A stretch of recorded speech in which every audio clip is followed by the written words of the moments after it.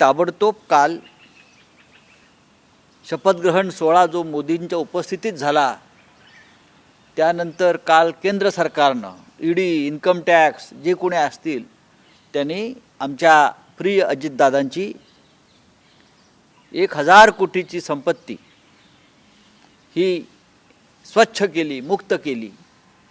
त्याबद्दल अजितदादा पवार, सौ सुनेत्रा वहिनी पवार, पार्थ पवार यांचं मी खास अभिनंदन करतो। या विरोधकांच्या विचाराची मला कीव कराशी वाटते।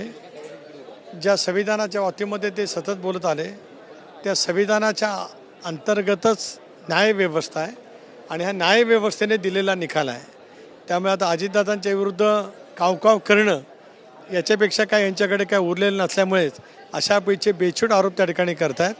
परंतु आज हे जे काय आमचं नेतृत्व आहे हे नेतृत्व जनतेने आज पुन्हा एकदा त्या नेतृत्वावरती शिक्कामोर्तब केलेलं आहे आणि यशस्वीपणाची वाटचाल त्या ठिकाणी